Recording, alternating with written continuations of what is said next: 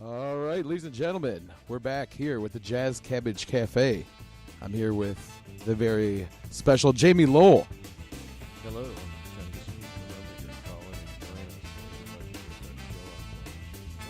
We got to start the show on time every week. And again, as normal, this is our first broadcast ever. It's our first show. Actual first show. Yeah. We're really ready for our next show. We'll take it. Yeah, absolutely. Absolutely. So, Jamie, while we're sitting here and while we still got this awesome music playing, I think I should let the people know that we got a badass show coming up today. A lot of stuff going on, a lot of important things to discuss. Oh, yeah. Things that have happened recently, and ready to get it all in. Absolutely. And we got other stuff coming up, too. As always, we got the 420, couple minutes there. We like to celebrate that with a little bit of comedy, maybe some music. We, of course, will be taking a break for that moment, and you should as well. We're going to let you know on some dope things that you can do around town that are 420 friendly, of course. And then, as always, Jamie's going to let you know the most important things that you can do as somebody that also wants to see full legalization, what you can do at home to help with that movement. But to be honest, this week has been really good already because, Jamie, you want to tell them? Come on now. What did you do this week? Where were you? Yesterday, the Coalition to Regulate Marijuana Like Alcohol, which is the larger coalition filled with a lot of professionals. Our organization, MI Legalize, is the volunteer grassroots component of the campaign, but enough signatures were gathered to turn into the state, and we were now waiting for verification to get confirmation that there was enough signatures and that we will be on the 2018 ballot. So these people, these groups of professionals just did a great job, and we contributed.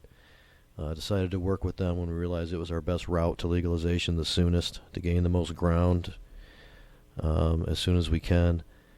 And so far we're really happy. We're poised to be on the ballot. When the confirmation comes in, we'll celebrate again. And the night when the election results come in, I'm sure we'll really celebrate. Jamie, you sound so excited right now. I'm just going to say, you sound super gassed about this. I'm really happy I went with the encouragement of some other people. And, nice. Just participated, and I'm just really happy I was there and got to actually watch the process unfold. And the press conference went really well. The exercise of carrying the boxes into the office to be counted, to be a part of that, was really exciting. And what it really means is a significant change of course for cannabis policy in Michigan. That's awesome. And I just wanted to let the listeners know the great Rick Thompson is not with us in studio today, and it's making me really sad, but I got something that will cheer you up. He's on the phone. Rick, how you doing? I am great. How are you? I'm good, man. I'm good. Rick, isn't it true that you were also there at the signature turn-in yesterday, and you were also excited about what happened?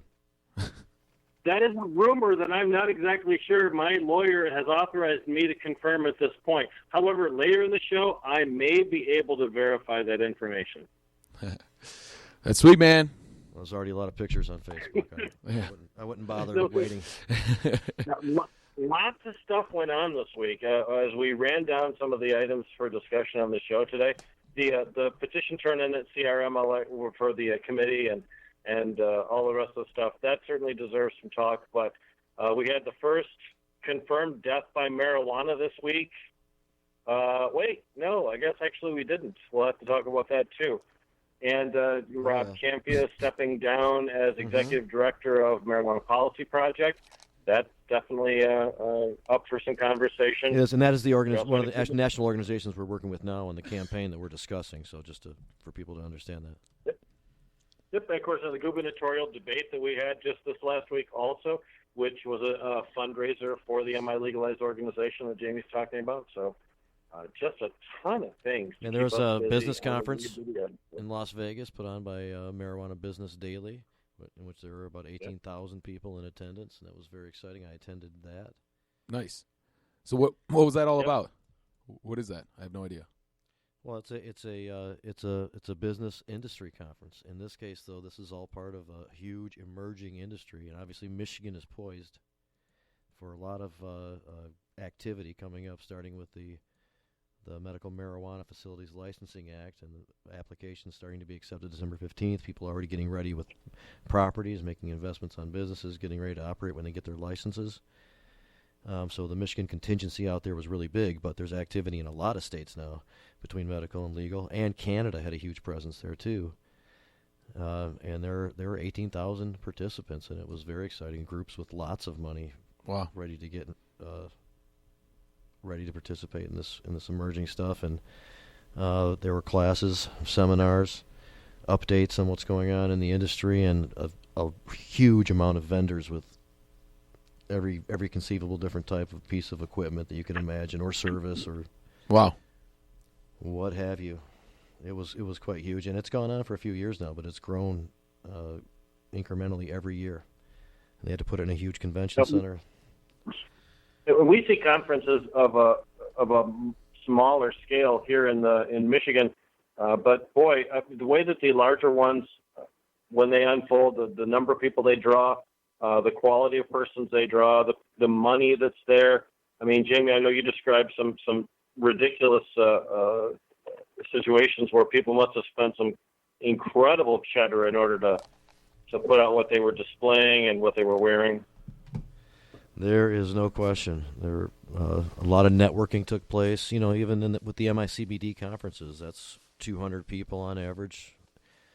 One of the biggest values those participants have is being able to associate with each other and network a little bit with the professionals and the other like-minded individuals who they could be, getting involved with this new industry with. And a lot of that went on in some pretty high fashion, too, to some degree. There's some side things. I got to see a lot of people from Michigan there, including Curtis from BDT and Chong's Choice, and that was pretty cool. A lot of the national organizations were represented there. It was just it was a great time, and a lot of good stuff went down. Yeah, of course, Chong's Choice, one of our sponsors of Jazz Cabbage Cafe, and those folks are very active in Michigan and nationally. It's always good to have associations with people who are the movers and the shakers. Ooh, yeah, well, Tommy Chong's business manager was at this particular gathering. I attended with Curtis, some business people from Detroit, heavily involved now in the emerging industry here in Michigan, and a lot of people who are going to be involved nationally, and a lot of people there, as I said, from Canada, also at this place. And it was just really exciting to see it unfold. I think a lot of people who were maybe perhaps previously skeptical of making huge investments into this emerging industry felt a little bit more comfortable with how serious it's being taken and how much money is coming to the table. I can't see the needle coming backwards now. I mean, I know that we are concerned about Jeff Sessions in a lot of ways, and there's other things that can take place, and we know that there's big money interest trying to gain a lot of control of these markets. But there's a lot of activity, and the idea of that this just being pushed back when so many people are coming to the table with significant resources doesn't seem likely after attending something like that. You're so right. One of the things about this march towards normality that we're in the middle of right now is influencing elected officials and decision makers on how they should properly treat cannabis. And to that extent, we've seen elected officials from Michigan out in Colorado, out in Vegas, out in other places, investigating the scenes, looking at the success stories and seeing what makes them tick. And you mentioned that you had seen some of our local Michigan elected officials and appointed officials out there in Vegas too, right? Yeah, I saw Shelley Edgerton, the head of the department, head of LARA, Licensing and Regulatory Affairs, who are coming up with a lot of the rules that will have a significant effect on the implementation of the new commercial system.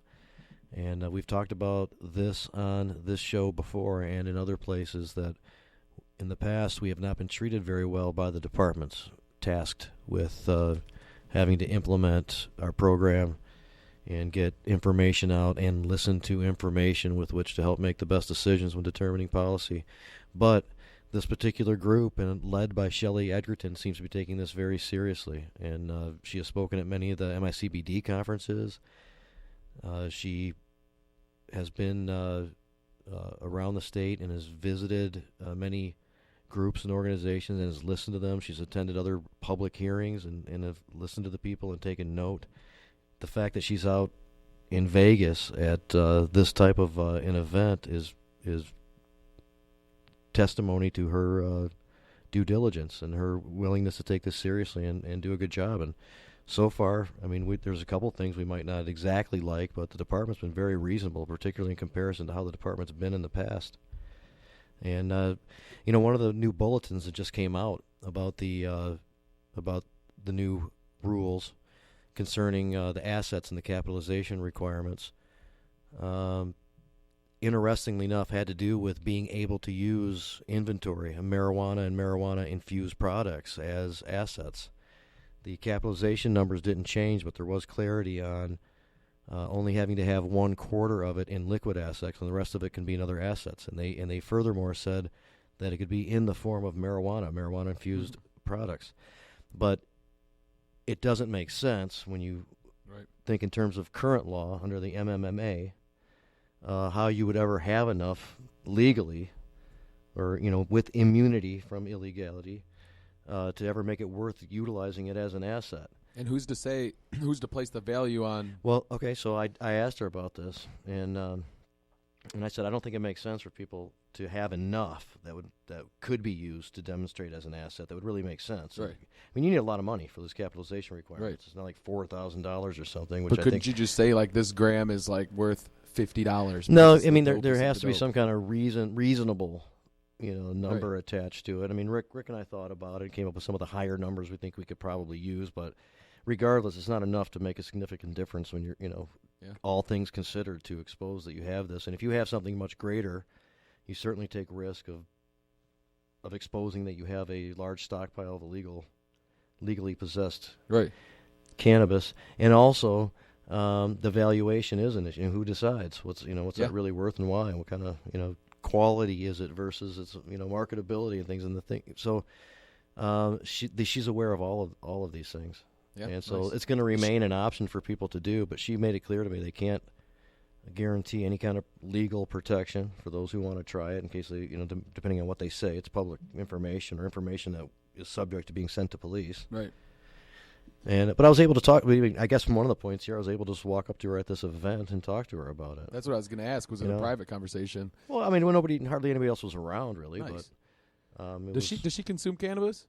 I highly, highly doubt it. I would bet almost everything I have that she she does not consume. I was going to say maybe it's never used, which I would believe if she said that, but in this day and age, all things are possible, and I don't think she's freaked out by it. I'm sure that's the case. I mean, she seems very reasonable. So maybe she has somebody close to her who maybe is a avid user, and maybe that's why she can find some understanding. There may be people who know more about that kind of stuff about her than I do, but I've only seen her in action, have been from that angle. Or she's just literally an understanding person. Here we go. Rick's trying to choke something in here. Yeah, I'm just going to say, as far as Director Edgerton, obviously there's some people in licensing and regulatory affairs that have some experience with marijuana law reform, and it seems like getting a fresh set of eyes, a fresh perspective in there, as she was. She got to see our industry at maybe its best. She came to know the cannabis industry based on the fresh, shiny faces of the people who were nice and polite, as opposed to some of the other past directors who were really kind of a problem, and so they got our foot up their ass right off the bat. Yep. So we worked very well with them. The other thing is when Jamie talks about how the cannabis may not be essential to the capitalization issue, just to put some numbers on it, if you're a fully carded caregiver and you can have 15 ounces total for yourself and your patient, if you declare that as part of your capitalization at $300 an ounce, that's only $4,500. Now, if you're talking about a capitalization requirement for a dispensary, it's a $300,000 capitalization requirement, then your $4,500 is a drop in the bucket on that. So, it was maybe perhaps well-intentioned, but was going to probably be more useful as a tool for outstate interests. But more to Jamie's point, I absolutely believe we've got a better set of people to work with. And one person that didn't get mentioned in the conversation earlier is the director of the Bureau of Medical Marijuana and Regulation. Bummer. And that's Andrew Brisboe. Yep, Andrew Brisboe is the name, and he's been also very helpful and receptive as much as possible. But and I want to get back here before we wrap up for a minute for a break, and that is I was out there with my entire crew from Michigan Marijuana Law Experts, also sponsors of this show, and the seminars were great. Pretty much have to be a group in order to be poised to get through a lot of the components you need to for the process of participating in this new commercial system. And there were conferences for the marketing people, for the people who are going to be involved in processing, for those who are looking to figure out how to properly do valuation for property assessments and for product and things like that. I mean, all of the kind of intricacies that are important, that are not always ready. Not always people are always prepared for, and they were ready to help people out with that. So it was a great event, and I think we're going to inch toward a break in the action and get ready for a 20. Yeah, I'm sure everybody's looking scenario. at their clock. Rick wouldn't know about any 420 scenario. He's taking it easy at home. He's just going to hang in. I don't believe you. Anyway, I wanted to remind everybody that the Jazz Cabbage Cafe is brought to you by our leading sponsor, 3 Doors Down Head Shops, where you will find all of the smoking supplies, vaporizers, apparel, and accessories you could ever need. With 3 convenient locations in Waterford, Traverse City, and Bay City, head to 3 Doors Down Head Shops to take advantage of great deals and prices. Mention Jazz Cabbage Cafe at any location to get 15% off. Follow them on Facebook, Instagram, and Massroots, or visit 3doorsdownheadshop.com. And with that comes me getting super stoned. So enjoy your 420, because I know I will. We are now joined. We are now graced with the presence of one Gregory Pawlowski, male prostitute. Oh my God. And what else are you doing these days? He messed it up. It's Pawlowski. My phone says Pawlowski. I believe my phone before. sorry, I what leave am I you. doing Thank now? you very much. What are you doing now? Right now I'm sitting in the room with you. Okay. A good idea. Yes. Yeah, I actually just got some bad news actually on the telephone. So And Greg is on the city planner of the city of Detroit, and has been involved in some of the intense stuff going on. This is post 2 initiatives that were passed by the citizens, by the voters. And Greg made an interesting comment about some data concerning those numbers of voters. And now the city might be involved in something that somebody would describe as circumventing the democratic process. But nonetheless, explain what's going on. Well, that's what I said it was on Thursday night at the commission hearing in Cobo Hall, was that democracy is dead and damn the will of the people. But, yeah, so everyone, if you don't know, Detroit had a voter initiative to opt in or opt out for the upcoming licensing. And the voters voted for it, 60% to 60% wise.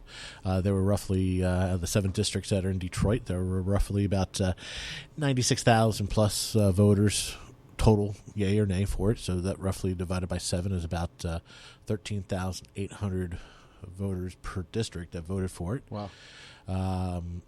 This was a non-election year, really. I mean, it was a municipal election, not a general election, so therefore it's a low voter turnout, and usually you only receive about 20% of the voters that you would normally on a presidential election year.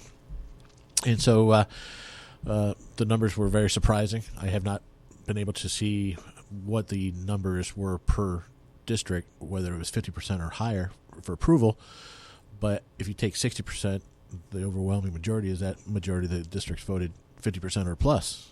And so I looked at the data, and I looked at all the voters that voted for city council members at certain districts. All the seats were open, including at-large. And at-large received 119,000 votes total between Janae Ayers, Councilwoman Ayers, and Councilwoman Brenda Jones, the president of the city council. And but the district seats, the district city commissioners or city council seats were a lot less, And what was the overwhelming number was that there were more voters in 4 districts that voted for them or voted for the initiative than voted for the district representative. So I thought that was really, really Yeah. eye-opening. And I mentioned those numbers. More people voted yes for marijuana than voted for the people who are now making some decisions about trying to circumvent that decision. Well, I wouldn't say necessarily voted yes. I'd say voted for that initiative in general. It was yes or no. The 96,000 was yay or nay. Didn't matter. But there were more people that voted for that issue than they voted for the district or the city council representatives. Okay. So, and that was happened in district. The only districts it did not happen was 1, 2, and 5. That would be Tate's district. He received over 12,000 votes. Then you had Roy. Did he get like 60+% of, he of the received vote in his district? As an incumbent, he just kind of walked back in? What we call a mandate. Yeah, he definitely got mandated. Yeah. He's like almost 70%. Then you have Roy McAllister, who is the newly elected representative district council member for District 2, which would be my district, replacing George Cushenberry. And they had a very nice ceremony. He got Detroit Spirit Award pin this today from City Council, which was very nice. George did? Yeah. Good. Yeah, it was really nice. But anyway, Roy McAllister received somewhere in the essence of maybe, I want to say maybe 11,000 or so votes. I think it was the number. But District 5 was Mary Sheffield. Mary Sheffield received a little over 10,000 votes. So with the competitor, number 2, there was more votes for them in Districts 1, 3, and 5. But Lopez in 6, Leland in 7, and the other 2, like I said, 4 out of 7 districts, more people voted for the initiative than they voted for the district representative for the city council. Right. And so now the initiatives did pass. Yeah. And what has happened since then? Yeah, so the voter initiative passed, and city council didn't like it. City commission, CPC staff did not like it and also the law department didn't like it because, and this is all public information, I'm not giving anything that's not confidential or anything like that. Sure. I am bound by that. Well, you can only say what you can say. No problem. Yep. So just to let you know. But all this is public information, so it's open to the public, so I can go ahead and talk about it. So, CPC didn't like it because the voter initiative changed the language from a conditional by right for zoning to a by right, which is huge. Meaning you can just do it as opposed to putting in an application and meeting certain requirements to be able to do it. Correct, yeah. And there's certain, it bypasses all the rules, all the processes, all the procedures for the city, including the zoning, BZA. Many additional opportunities to make a few bucks. Yeah. So they didn't really like that. That was number one concern. Second concern was the fact that they were touching the zoning aspects, which was changing the drug-free school zone. It was changing the... the city of Detroit has its own definition of a drug-free school zone, and it was utilized in the first round of zoning for dispensaries and marijuana businesses, and the initiatives in part changed that definition. There were 65 closures automatically because of that. Right off the list, they had 65 right at the very beginning. They knew where they wanted to go with these guys, and that's where they went. Getting back to the initiative, the other part of the zoning that the city did not like was changing and modifying of the barriers. So it reduced the barriers from a church down from 1,000 feet to 500 feet. Took out the controlled use language. So basically, you could have right by a liquor store. It changed the barriers from another provisioning center or licensed entity from 1,000 feet to 500 feet. Took out parks. Took out parks, which, to be quite honest with you, there's redundant language because the Michigan Medical Marijuana Act states that we can't medicate in parks and we can't medicate in public. So therefore, it's a little redundant. What was modified, however, was the drug-free school zone, right? That was more restrictive. And I made that point to law department on Thursday. I had not been able to get a hold of anyone in the commission, CPC, to take my calls and to answer questions regarding my issues with the presentation that we had. You kind of stand alone against the rest of the thinking of the city, absolutely. And so they're not interested in really hearing your opposition to them. Absolutely. Off the record, what I was told was when I got appointed that it was a major coup, that normally CPC, who interviews incoming commissioners, they would not have allowed me to be a part of their commission because they did not like medical marijuana. They didn't like cannabis reform and all that type of stuff. And my resume. Rick, you can't say off the record while you're on the radio show, dude. Okay, well, then it's on the record then. I think he was kidding. But it just won't. It just doesn't record if you say that first. Well, there you go. But my resume when I handed it into the city council said nothing but cannabis reform for the last 10 years. So they knew who I was, and so I thought that was a little funny. But anyway, fast forwarding to this, my questions were because law department stated that you cannot have any more restrictive language on an ordinance than is allowed by state law. And so I asked the question. I said, well, why is there a Detroit drug-free school zone defined when it says K through 12 in the Medical Marijuana Act? And the law department said, well, no, it doesn't. And I said, yes, it does. she said, well, no, it doesn't. I said, I highly recommend you please reading that. Because areas where you can't possess, Section 7? Yeah. So it says K through 12. It doesn't say anything about it doesn't say anything about arcades and libraries, and it doesn't say anything about community colleges and daycare centers out of homes if it's more than 5 kids. That's a good point. Those are the restrictions that the city wanted to imply, and it had been implying that.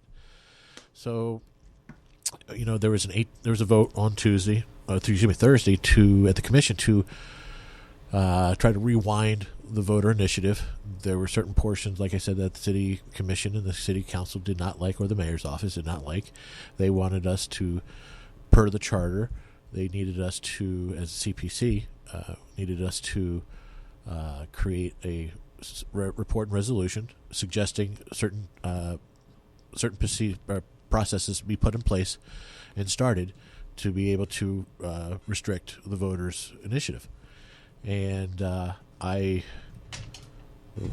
politely disagreed. I went through the data and I went through the voters' will, and I said that this is a strong point with our people, with the city of Detroit residents. They want cannabis reform. Out of the last 3 initiatives over the last 14, 15 years, 60% or higher the Detroit residents have voted for some type of cannabis reform, whether or not it's medicinal or it's adult use.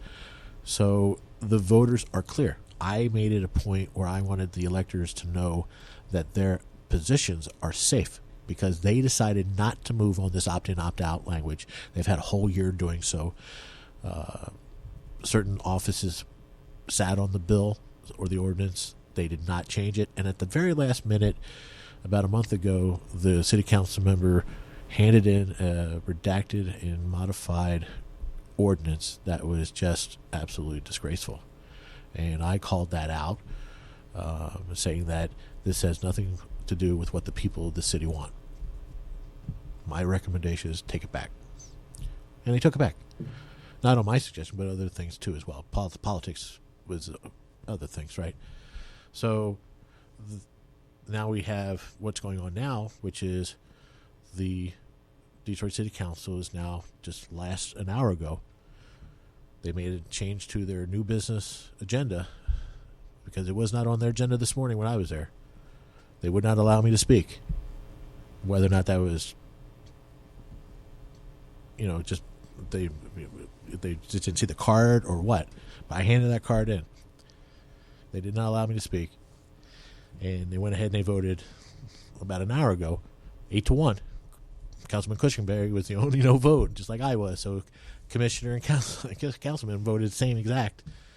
But yet they went ahead and they voted for to ask legal counsel, corporate counsel, to seek legal remedies. In order to sue to stop the implementation of the 2 proposals that were just approved by the voters then. Correct, yes. So it looks like the implementation of those 2 is going to be on hold until we have a court battle, and that's going to be fought in the Wayne County court system. Is that correct, Greg? I would think that would be correct, Rick. But also, we don't know their strategy, right? But the certain portions of the initiative are definitely in law. It got certified today by the Wayne County Clerk's Office, and so the opt-in is definitely done. So the city is definitely opting in for the licensing parts of it. What is being articulated as a legal argument is the zoning portions of it. So, however that legal remedy is, they're seeking relief from having to administer that particular process or part of it. I mean, I'm not as well schooled in the craft of ordinance creation, but it seems like other citizen-directed initiatives would have modified zoning ordinances in the past. This can't be such a unique circumstance as to never have been done before, right? Right. I mean, what makes this even more unbelievable, Rick, is the fact that the city had ample opportunity to, of course, opt in if they wanted to themselves or opt out, but they also had enough time during the ballot, before it gets printed on the ballot, to articulate a defense. And they decided, okay, well, we'll go ahead. The Elections Committee went ahead with Panel 3, went ahead and voted to allow Section 24 to be on the voters' initiative ballot, but not 61. That's the opt-in part of it. Right? Which one? They allowed the opt-in part of it. They allowed the opt-in, yeah. And they adopted that in its entirety. Yeah. Right, okay. Chapter 24 is no problem. Zoning, Okay. 61. The zoning is the chapter issue. 61, yeah. Which that's the problem. redefines the drug-free zone Yeah, in Detroit. and also the barriers. Right. Yeah. Okay, so lost my train of thought. So really, one of the proposals would be honored, but the other one would not. Correct, yeah, but see, that's what's so weird. That's where the legal challenge is. Certain portions of Section 61 they're allowing as well. Which those are, I don't have offhand right now in my head, but they are allowing that certain sections of that. So they're picking and choosing what they want to, they liked and what they didn't like, and it makes absolutely no sense. I mean, the city charter was overruled. The will of the people was overruled. Which was supposed to be the charter. Well, there are some people who claim that the zoning stuff is not able to be changed through this type of an initiative. They cited some court cases back from Right. 1972, a Carsuch case versus, I think, Indiana. Probably enough for it to be argued and for it to take time and just for money to be spent. But see, that's what was argued and articulated for the Court of Appeals case that got the ballot initiative put on ballot for Section 61 to begin with. Didn't they say that it had to be passed first before they could really challenge it, though? So Yeah. now that's what they're going That's what they're doing. do. Yeah. So it passed. Now they're going to challenge it. Yeah. What a dangerous precedent to do, though, to have a city that takes a voter-directed initiative and they pick and choose whatever portions they wish to honor and whatever portions they don't. Yeah. I'm having a hard time with that because although I can appreciate that perhaps zoning portions of that law are separate from the others. Not surprising in Detroit, really. It's kind of like I know.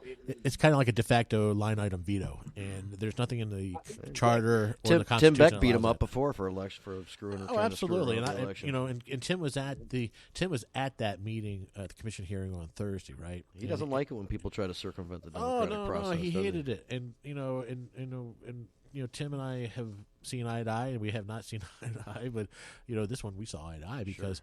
And Tim Beck's been responsible for a couple of the other local initiatives that Greg speaks of when he says that there's been so much support over the years. So Tim speaks with authority when it comes to voter initiatives in Detroit, and so I saw, when he said that you screw with this, God help you. I beat you once, we'll beat you again. He says if I don't beat you now, and I saw the little flicker in his eye because he's got something planned for next year if this screws up. Oh, yeah. I guarantee it. Guarantee it. Though I saw the little flicker in his eye.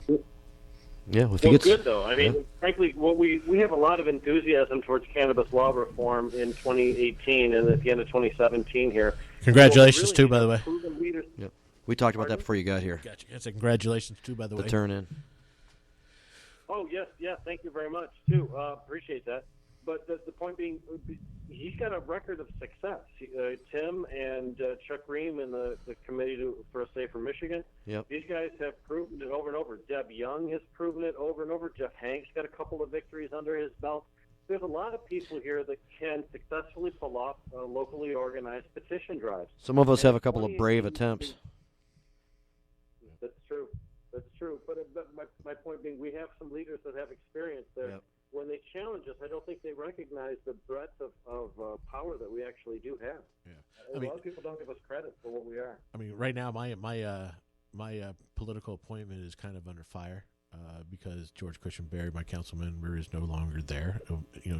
This is one of his 2 or 3 last sessions. It's an elected position, isn't it? No, I'm an appointed position. So I thought he appointed you just because somebody stepped down. It's Correct. normally an appointed It's position. normally appointed position. Okay. It's a 3-year term, but you serve at the pleasure of the council member, and they can start processes to eliminate me, and so I have only a very short window right now of trying to accomplish some things, and one of those is what we're trying to accomplish right now, which is some type of community-based ordinance that is effective for everybody in this industry, and not just for a select few, and also by creating a work-study group that would allow for the dissemination of information, good and bad, and try to create a compromise. And so behind the closed doors is talks about this type of work-study group process. But moving forward too, I don't want to just be known as a cannabis reform guy. So, I've asked the city to look at a sustainability expo because the mayor's office is huge in sustainability projects right now with the city, and there's an opportunity for the city to have a world-class sustainability expo come to the city of Detroit, and so I'm working on that because I don't want to be just one person or one topic person type thing or whatever. And I want to engage other leaders in the commission to hopefully see that that as well. Yeah, come on the right side of history with me, man. Yeah, it shouldn't be an 8-1 vote like that in this day and age. No, I mean there was a. And that's I don't want to bash the commission, so I'm just going to leave it. Yeah, it's okay. It's part of the process. This is a transition into a new thing for a lot of people. The thinking isn't going to line up as quickly for everybody as it has for some of us, and we're experiencing how we get there eventually. A lot of good things are happening. I put a motion in for once the vote was taken for the 8-1 to have the city take this legal case. Then I put a motion in there to have a work-study group created. And unfortunately, I did not even get a second motion. So after that, some of the commissioners had some questions of the law department, and the law department did not have the answer that they were seeking. And I grabbed the microphone, and this is at Cobo, so it wasn't televised, it wasn't recorded. They'd have all the bells and whistles as the city hall would have. And I grabbed the microphone and says, "Your work-study group would have fixed that." Next question. No, they didn't have the answer. Your work-study group would have been able to fix that. Yeah. Said that 3 times. Well, I'm glad that you're there for representation. Yeah. Some of these people are just going to have to figure it out over time and continue to be educated by people who position themselves as you have. That's very helpful. Yeah, thanks, Greg. For our community. Thank you. Greg. So Greg's going to hang out, too, and weigh in on other stuff. Maybe we'll revisit this. We're going to talk about the turn-in some more and some other things. We'll listen to Rick with the news in a bit. And Rick at 5 with the news as normal, eh? But I think we're going to head toward another break here pretty soon, in which I will not step outside and smoke a couple of joints. I'm definitely going to go outside and smoke a couple of joints. But before I do, I just wanted, again, come in here and remind everybody of our sponsors. And now I want to talk about Michigan marijuana law experts. The MMLE assists cultivators, provisioning centers, processors, transporters, and safety and compliance testing labs in obtaining MMFLA licenses. Contact Michigan marijuana law experts to learn more about the many opportunities awaiting you in Michigan's emerging cannabis industry. Visit them online at mmleexperts.com or call them at 989-321-6004. So that's mmleexperts.com. I kind of tanked that read. That's okay. It's still our first show. The words came out and people understood what you meant. Yeah. That's what counts. That's being yourself. That's what really counts. I'm always going to be myself. What about you, Greg? Oh yeah, I like to be myself all the time. I don't know whether or not. I mean, with all this stuff that's happening. I mean, with the voice of the people being totally dismantled. I want to run for office. I'm going to run for office. You got my vote. 2021. Nice. For city council for Detroit. Oh, I thought you were getting the president. Getting the announcement right now. Maybe not. But yeah, I'm going to run. I think I'm going to run. Hey, That's awesome, man. Yeah. We heard it here first. Is this first? Is this the first announcement? There you go. Rick knows better than that. That's about it. He told Rick first, so the very second announcement. But he's part of the team. To so a larger group. But he's part of your team, so there you go. You found out first. All right. Well, everybody enjoy your break. I know I will. We'll be back in 10 minutes to hear Rick read the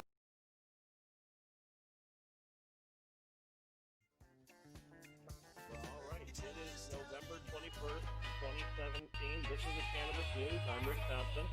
We're going to start with some national news today. Massroots founder and former CEO Isaac Dietrich on Monday filed paperwork with federal regulators to call for a special meeting and a new shareholder vote in an attempt to force his way back into the company and dethrone the other board members who fired him last month. It's like Game of Thrones in this bitch. Dietrich, who owns 15.82% of the company's outstanding stock, wrote in an email to Marijuana Business Daily, who gave us this report, that the shareholder vote would take place within the week. Now, he's not just suing for money. He really wants a whole redo on the entire board vote. The move is the latest in a power struggle over Massroots that began with Dietrich's October 16th firing, and it escalated last week when the company filed a civil suit against Dietrich, claiming he stole $250,000 and committed some other serious misconduct.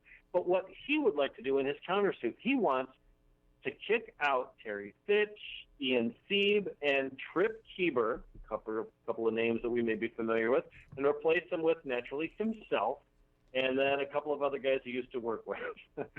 Now, Massroots is, of course, one of the Internet's largest social media platforms catering to the cannabis industry. How about Sacramento? What a shame. Sacramento begins a widespread marijuana crackdown. Sacramento, California Police Department plans to ask City Council this week for an additional $850,000 to continue a crackdown on marijuana through its first 6 months of 2018. Now, according to the Sacramento Bee, California's capital city began a month-long crusade in August, including a 60-day citywide sweep by the SWAT team that resulted in the seizure of 5,000 illegal cannabis plants, 10 arrests, millions of dollars in fines, and 600 grow operations shuttered. Crackdown comes in advance of the January 1st launch of California's recreational marijuana market, and countering illegal operations on the black market has been a big question mark in the state, with some localities giving the issue little thought and others taking the matter seriously. The city sent out 959 warning letters to suspected illegal grow operations, and of those, 614 were closed down after police visited to inspect the premises. Yuck. Oh, here's a good story for us. Longtime Marijuana Policy Project Chief Rob Campia steps down. The founder of MPP, Rob Campia, is bowing out as executive director of the organization, as reported by Marijuana Business Daily. Campia, who co-founded MPP in '95, will become director of strategic development and continues to serve on the boards of directors for both MPP and their MPP Foundation, according to a news release issued Tuesday. His spot will be temporarily taken over by a guy named Matthew Schweitz, who joined MPP in 2015 as a director of state campaigns. MPP board member Troy Dayton said in the statement, the change was made to allow Campia more flexibility to focus on specific reform efforts. He says, and I quote, shortly after Election Day 2016, Rob quickly shifted gears in December to start the Michigan 2018 legalization campaign. With the Michigan signature drive now complete, it is the right time to shift Rob's focus to new and bigger projects, including, in Campia's own press release, he said he wants to spend time working on further changes to marijuana laws in Michigan, New York, and Texas. Now, we talked about social media earlier. Here's a cannabis online platform that raised 10 million Buckalodians. LeafLink, an online inventory and ordering platform for marijuana businesses, raised $10 million in Series A funding, led by Nosara Capital, a London-based venture capital firm, according to a news release. Nosara was joined by previous LeafLink investors from both inside and outside the cannabis space. The Series A funding comes on the heels of a $3 million raise in April, led by Lear Hipu Ventures. And this is a sad story. An Oregon cannabis firm is shuttered for interstate transport. This is how one guy can screw your whole day. Oregon's cannabis regulator has suspended the license of an extraction company after its owner was caught with a van full of marijuana products in Nebraska. Look on a map, Oregon, Nebraska, not even close.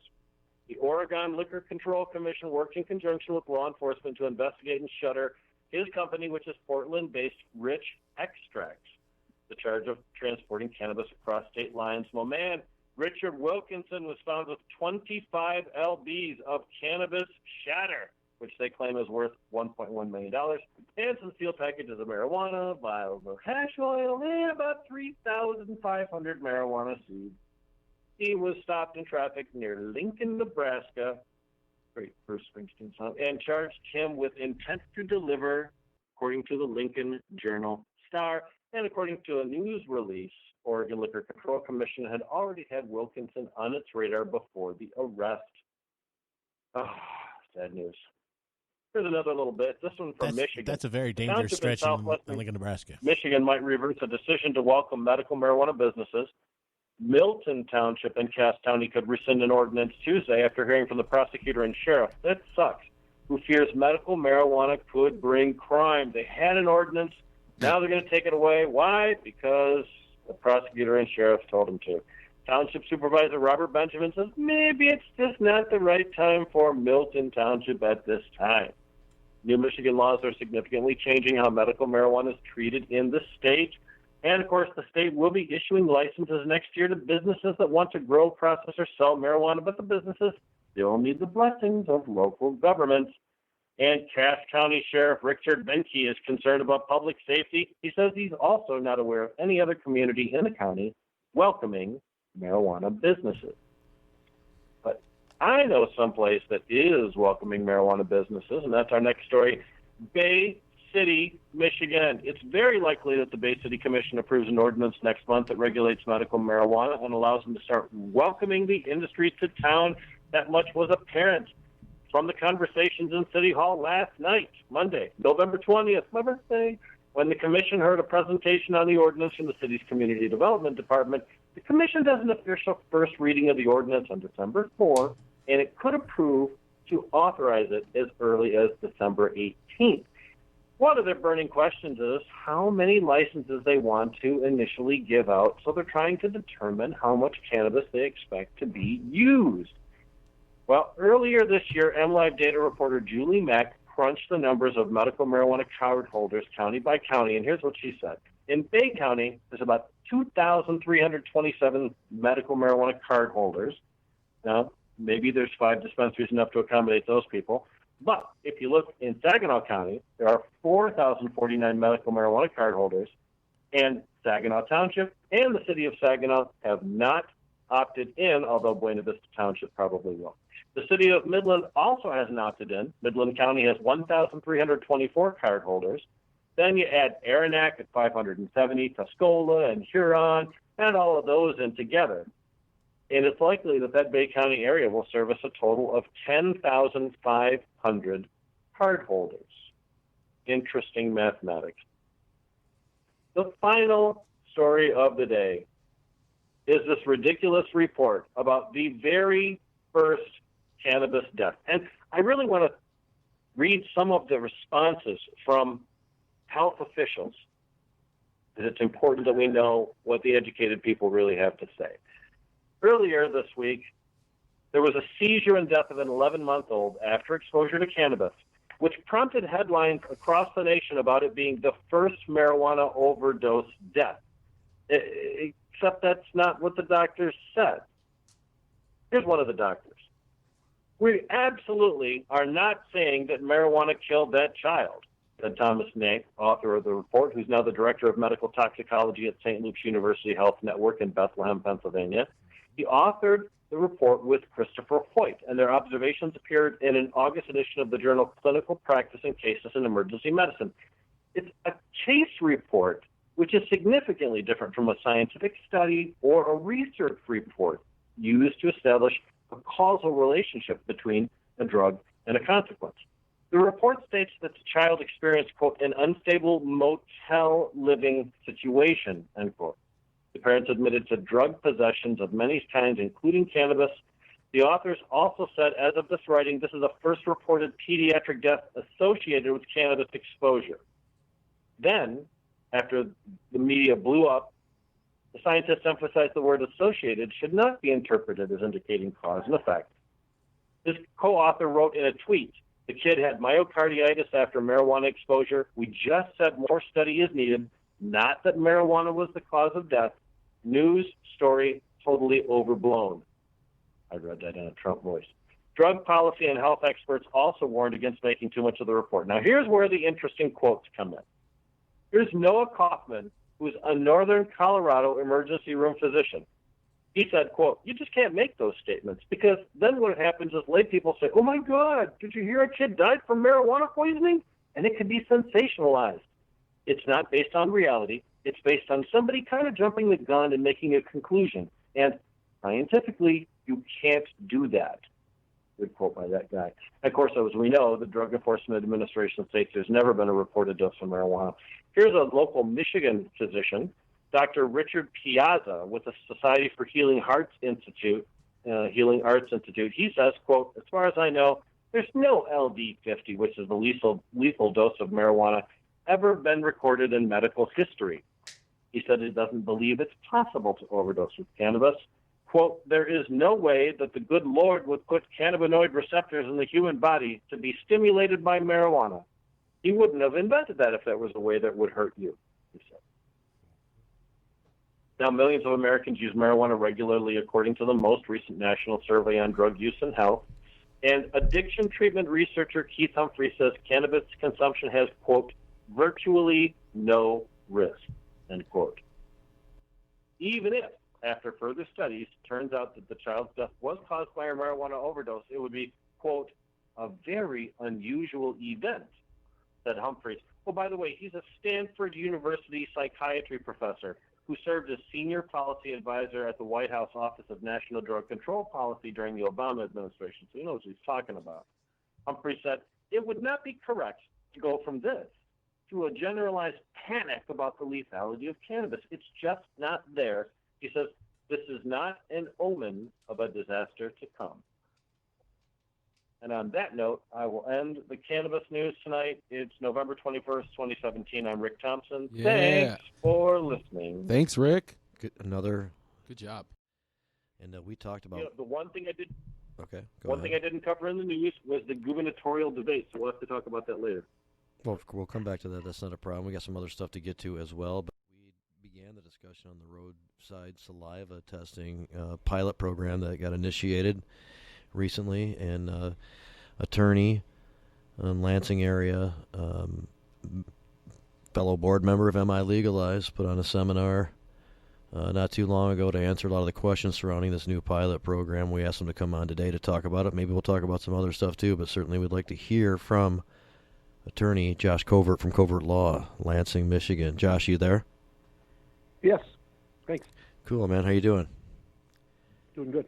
And of course, you were a partner in the Nichols Law Firm, and then a while ago started your own firm, and that's been taken off in the Lansing area. And you've been continuing to do a lot of your focus on marijuana issues, and you put on a seminar recently to talk about the new pilot program about the roadside saliva testing stuff. And a lot of us were wondering what kind of advice you may give someone if they are in a situation in which an officer is suggesting that they want to take a roadside saliva test. Is it possible to know enough to give advice on that scenario? Yeah, how do we not swab spit with the cops? It's a good question there. But yeah, no, there's definitely some advice to give out in that regard. So primarily, though, people don't have to worry about it unless they travel or live in one of 5 counties. It's a program that's just limited to 5 different counties in Michigan. And even then, only DRE-trained officers are going to be able to administer the saliva test. I had the head of the Michigan State Police Alcohol Enforcement Division, which is also the person who trains officers on the DRE protocol. He on the stand a couple weeks ago, he said there was a little over 100 DRE officers statewide. So if you happen to encounter one of those officers in one of those 5 counties, then they could request you to take a saliva test. So the first thing is that any other officer won't be requesting you to take the saliva test, so you don't have to worry about whether or not to say yes. But if an officer does request you to take the saliva test, it would be my advice to not take the test. There will be penalties for that, but those penalties are only going to be monetary. It's going to be a fine, a civil infraction, $200 thereabout, and it's going to put you in a much better position. Now, if they're going to ask you to take that test, that means they've already arrested you. Because in order for a DRE officer to go through the DRE protocol, they're going to already have placed you under arrest. And so if you don't take the test, that gives them less basis to establish later on that you may or may not have been impaired by cannabis. And so the first thing is don't take the saliva test. It's better off to take the civil infraction, and I can say that unequivocally. The second test is the second question is a little bit tougher, and that's that question. But the second aspect is if part of that protocol is at some point they're going to ask to take your blood. If they ask to take your blood, that's a whole other question. It's separate than the advice I'm giving on the saliva test, and that's really more of a case-by-case basis. But generally, I would tell people if you have a medical marijuana card, getting your blood's going to be in your best interest. It's better than the consequences in that case. But saliva, no. Blood, generally yes if you have a card. The second part is that they're going to the saliva is just part of this DRE protocol that I've referenced before. And the good part about that is you don't have to take any of those tests. There's a 12-step process that they have an individual go through, anywhere from muscle tone checks to pulse rates, heart rate. I guess that's the same as pulse rate, but they go through quite a few different types of almost like medical tests.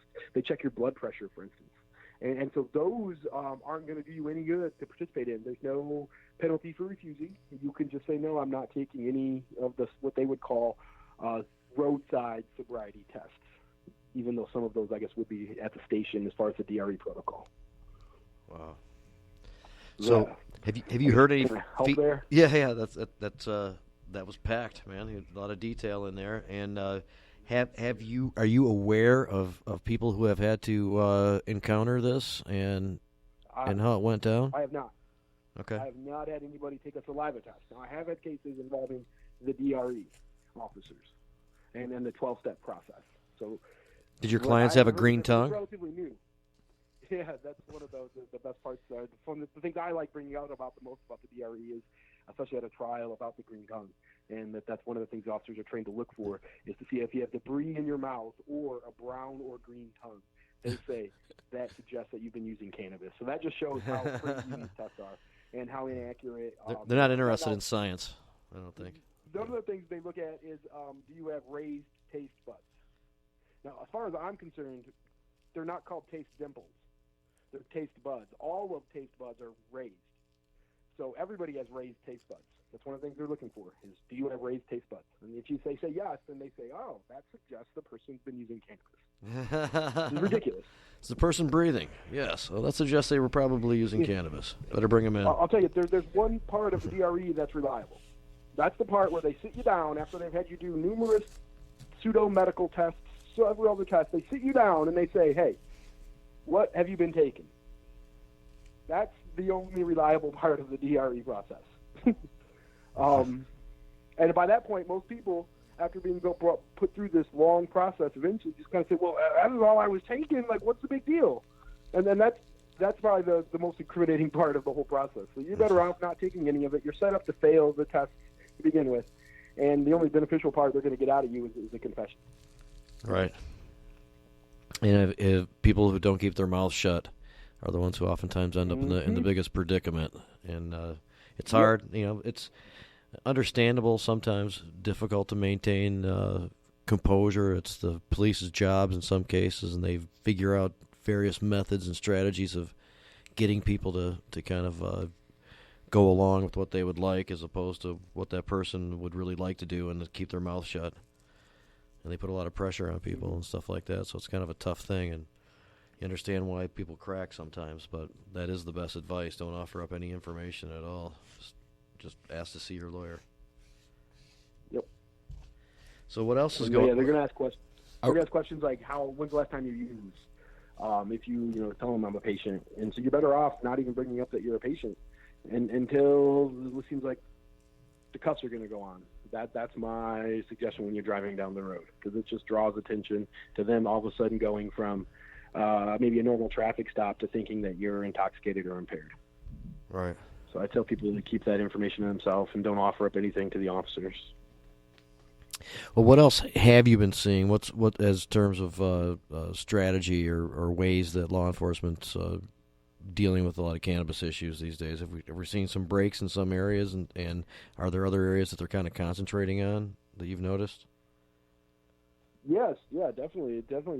I've practiced in over 40 counties in Michigan, and I can say that there's definitely counties that are much more favorable in the way they handle cannabis cases and issues, and then there are some that are still maybe stuck, back in the reefer madness days, and they are much tougher to deal with. So I think it kind of goes on like a city by city sometimes, or a county by county basis for sure.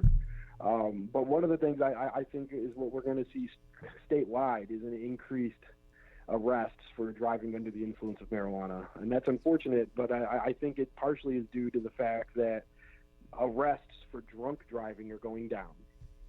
And the officers in general want to make that up in some way, the arrests. So they start looking for other things like cannabis. And it's not just cannabis, it's prescription medication as well.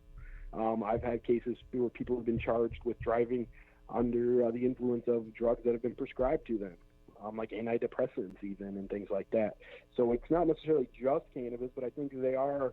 I think in the next 5 to 10 years, we're going to see probably just as many drugged driving cases as we're going to see drunk driving cases, which I think is really not due to an increased number of drivers or anything. It's just I think officers are really looking for it and stretching the facts to get a drug driving case. How long do you have to wait? Like, so if I were to smoke, how long would I have to wait until I get behind a wheel for it to be considered under the influence? Under the influence is you can smoke right away and drive.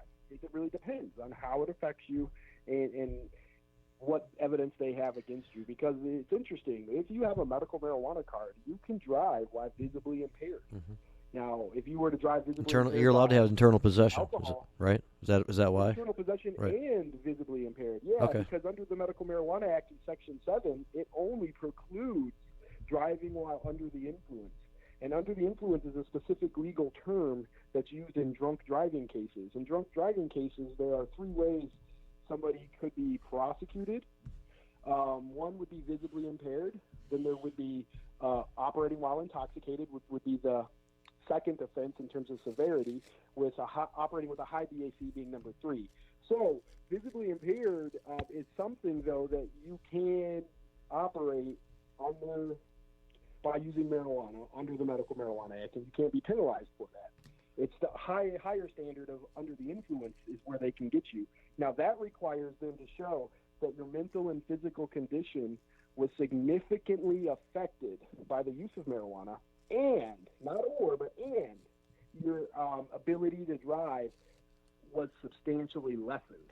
So what they're saying is it's not that it affected you or it lessened your ability to drive, but they have to show that it significantly affected your mental and physical condition and substantially lessened your ability to drive.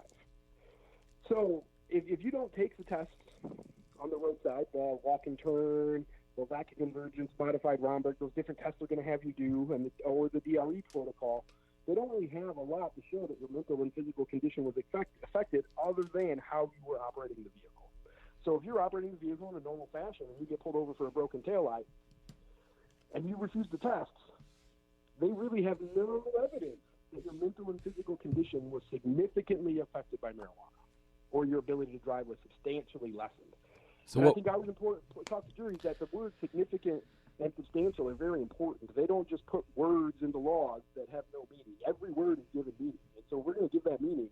That means it can't be just your run-of-the-mill, so to speak, effect on someone. It would have to be a significant effect. Right. And here's another time we have to kind of be prepared. If you operate a vehicle in a normal manner after medicating and it doesn't affect your mental and physical condition, then you can operate the vehicle. Now, what would it take for them to bring up the blood test? If you the didn't, blood test can really only be used to show that it was in your body. If you have a card, that's it. So there's no correlation between blood levels and impairment. And they don't have experts, at least in the cases I've dealt with, that can testify about that because that science just doesn't exist. So they use the blood report in a medical marijuana card holder's case just to show that they had it in the system. So then they could show that, because if they can't show it was in the system, then we could be like, well, even if they were significantly affected, it might not have been due to marijuana. All right. Hey, so Josh, let me we're gonna wrap up here just in a minute, but as a board member of MI Legalize and somebody who's worked toward legalization in the state, I'm sure you're fully aware. We were talking about it earlier. We turned in the signatures to the Board of Canvassers yesterday, and now we are awaiting the signature count. So what's your thought on the future here? I'm glad to see that the signatures were turned in and that all the hard work we all put in and everybody in the state of Michigan has been behind us. I'm glad that everything all paid off when we turned in the signatures. So I'm looking forward to the campaign continuing and getting it to pass when it hits the ballot. It was pretty exciting, man, and I think we're headed in that direction too. And looking forward to just seeing this through. We have a good group of people here working on it, and I think we're poised to make it happen this time around. Before we go, is there anything else? I want to point out, too, to a lot of people, I think we didn't mention it, and I wanted to before, that Josh has done a lot of work on behalf of people pro bono, really important cases, people who are obviously getting, just persecuted and hammered on by law enforcement and the courts and stuff. He's stepped up to help them out as much as he can, several times, and hasn't been as burdensome on the pocketbook with other cases with certain people in need and stuff, and has really come through for a lot of our people in this community, and it's much appreciated. So heck yeah, man, good job. Thank you. Appreciate that. And so anything else you want to add, man? Anything else going on that you want to put out there or discuss? Yeah, I guess one other thing that kind of dovetails with the whole driving, and that's that improper transport issue. And I just wanted to put it out there because a lot of times you hear misinformation in some counties. People say they still get hassled by it, but the law statewide is that you can operate with your flower or concentrates. Anything you plan on smoking can be anywhere in the car that you see fit. And I think that's important. Now, obviously, if an officer were to see it, that might start drawing their attention to you may be operating under the influence, so it's not necessarily a bad idea to keep it in a box or keep it in the trunk. But legally, you no longer have to do that. But it's also important to note that medibles or topicals still do need to be locked up in the trunk. Otherwise, that would be a civil infraction, and you would have to pay a monetary fine. And so I just wanted to make sure everybody knows to keep their meds in a safe place. And that's as patients, right? And as caregivers, patients, it has to be in the trunk, and there has to be a manifest, right? Yep. Okay. Can I just ask you?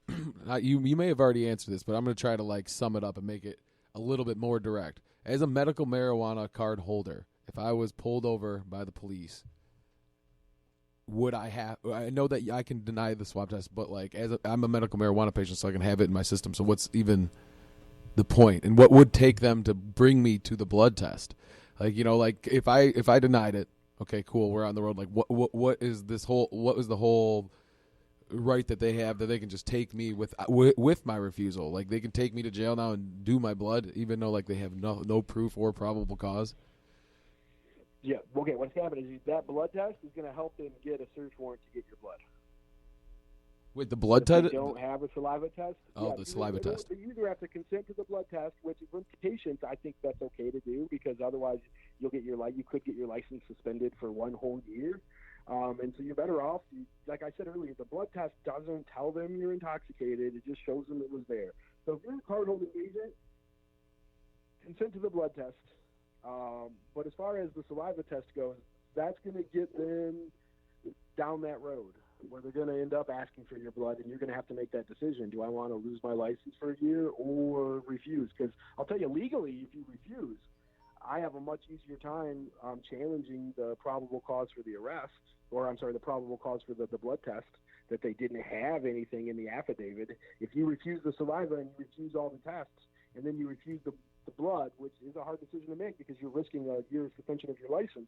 But legally, I can challenge then the drawing of your blood that they did not have the requisite probable cause, and that the probable cause, because all they have is the way you were driving and the way you were like speaking with the officer, because you didn't take any of the tests. I know that might not be the direct answer, but I mean it's kind of a complicated issue.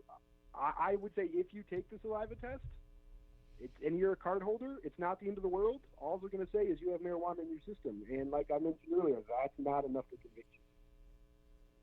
But sometimes that means we're going to trial then. Yeah, which means you've been arrested and there's Refuse this it all. hassle and expense, Yeah. but you can still get out of it. I mean, it's just where we are in this process of things. It'll, probably be a while before people are comfortable with That's terrifying. not making an issue out of this. What the hell?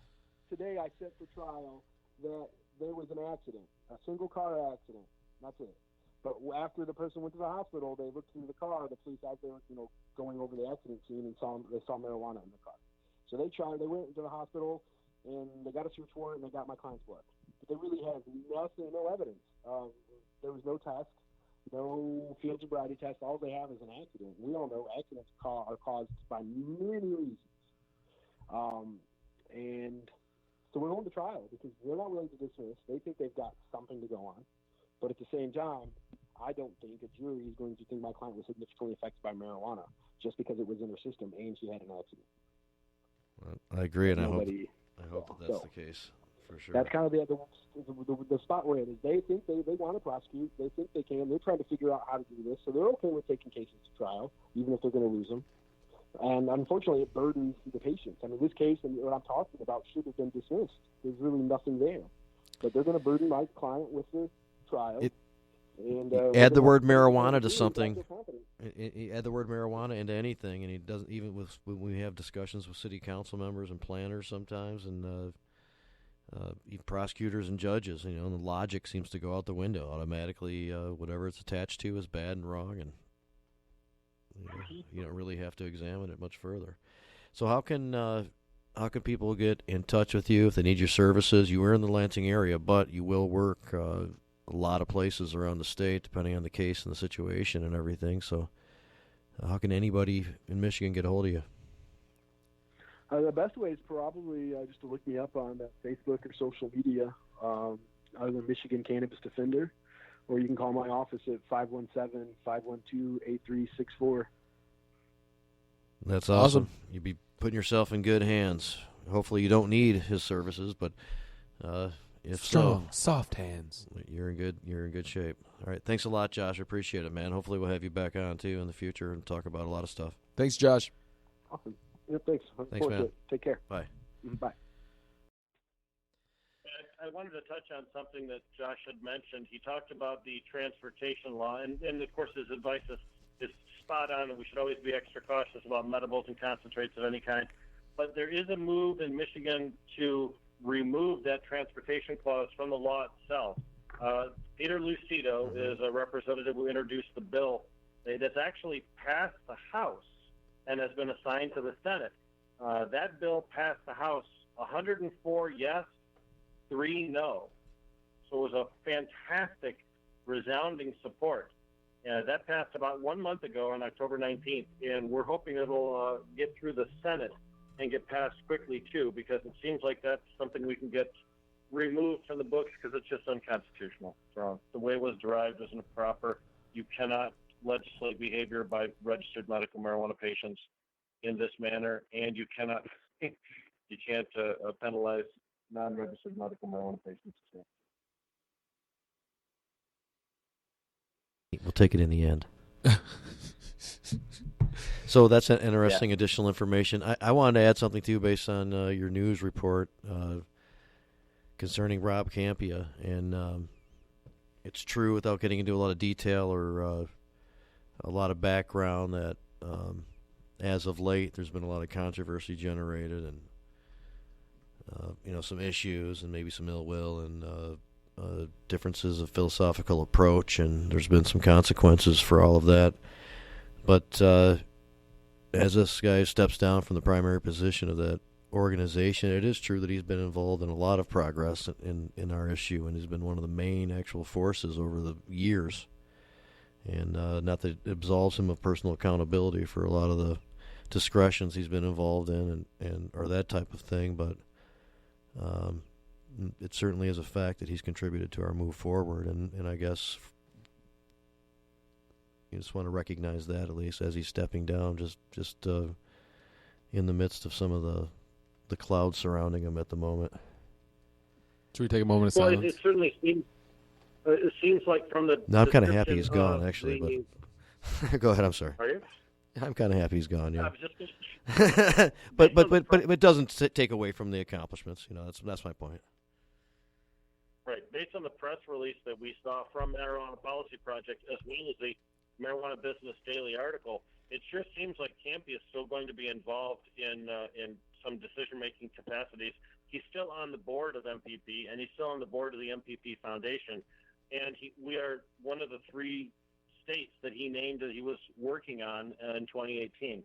So his change in role doesn't mean that he will be absent from Michigan. Yeah. Well, we'll see when that time comes. For now, I'm not upset that there's been this kind of a change. I think it's kind of a nice way to say it. Yeah. Personally, but that's all I wanted to say. It's time for a change. I don't mind the change, but there was some good stuff in there. So Rick, sure. It would be wrong. Go ahead. I was going to completely change the subject. So if you did have something more to say about this, then I'd recommend doing that. D-Man, you go for it. You send us in a new direction. Yeah, I was going to ask you because you normally got some good stuff going on. I know a few events myself going on around. Do you know anything? Yeah, events of course wise. We do. Sure. I know you do. We'll talk about the December 3rd MICBD event that's coming up. Of course, that's on a Sunday. That's just before the MMFLA turn-in. We've got a lot of attention on that.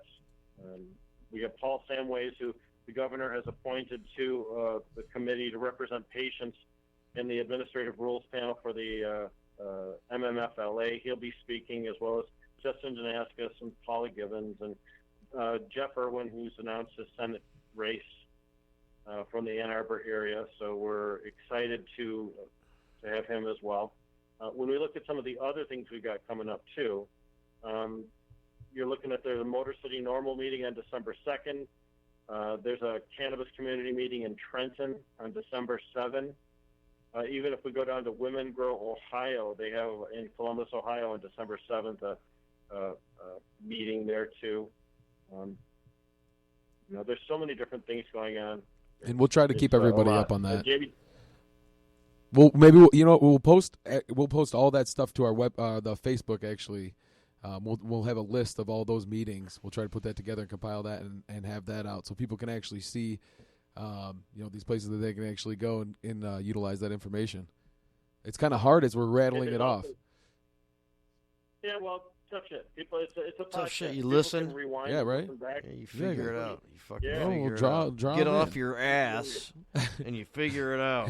No Well, participation. Try to make it easy for these keyboard warriors You out worked there. really hard on that. Yep. How about the Steve is Free celebration fundraiser on November 25th? That's here Nice. in Flint Town. That guy could use some help. 8033 North Door Highway. Yeah, please say that again. I talked over you, man. I'm sorry. It's a Steve Sanderson. Steve is Free celebration fundraiser on November 25th in Flint, 8033 North Dort Highway.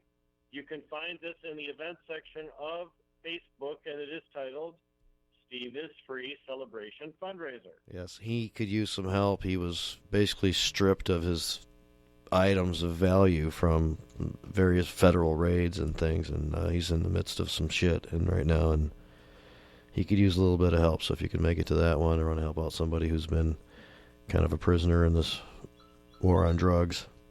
And we all know That'd be a good that one. area is fun.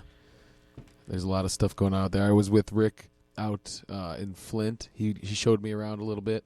Went to Vehicle City. It's a good time. I like that area. especially when Rick's involved. Yeah.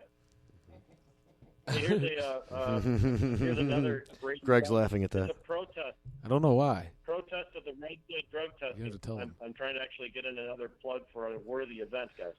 It's November 25th, also in Ann Arbor.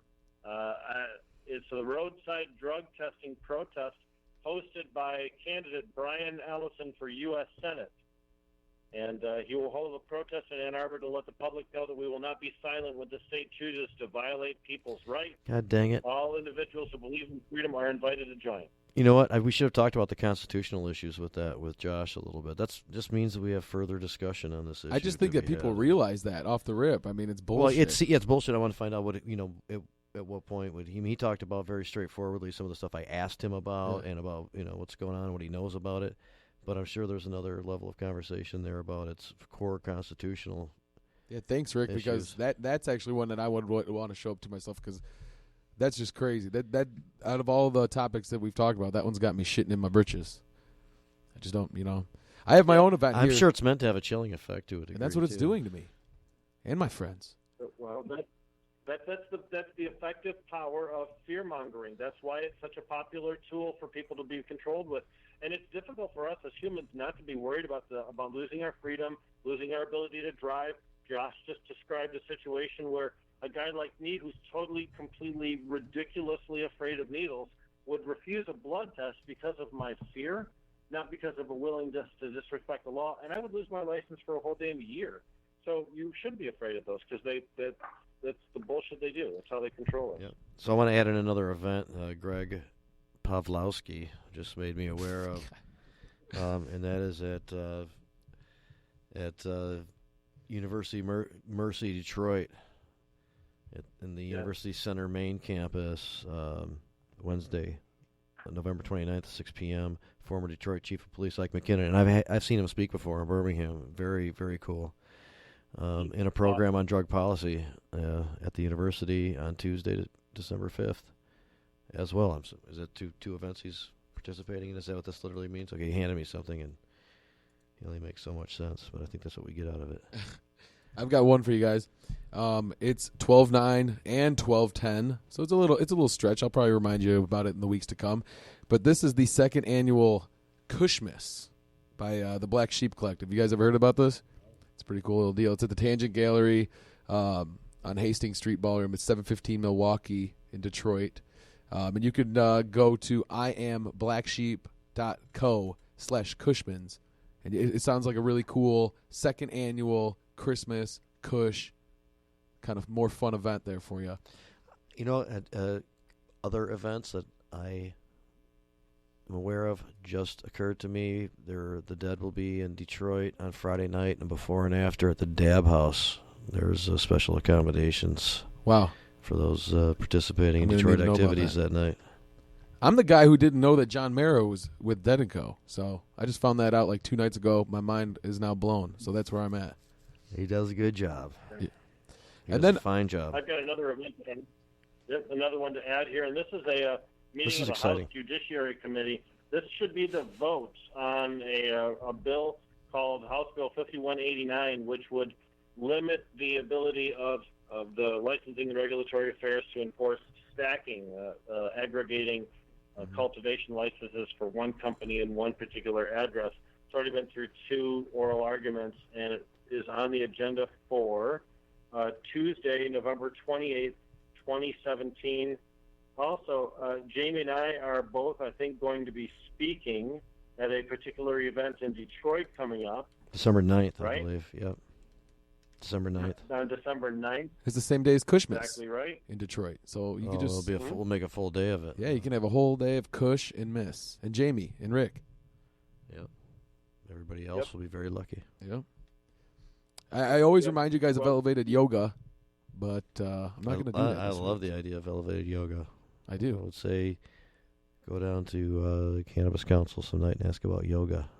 And see what happens from there. And then one more I got is the Puff and Paint in Detroit. This is cool. That's also very cool. It's Saturday, November 25th. They don't announce the venue right away. It's kind of like a secret. It's been at Russell Industrial most of the time when they've done it, so it's likely. You can find it on thepotguide.com, and they'll keep you in the loop. So You got anything else, Rick, for I've events? been one of those.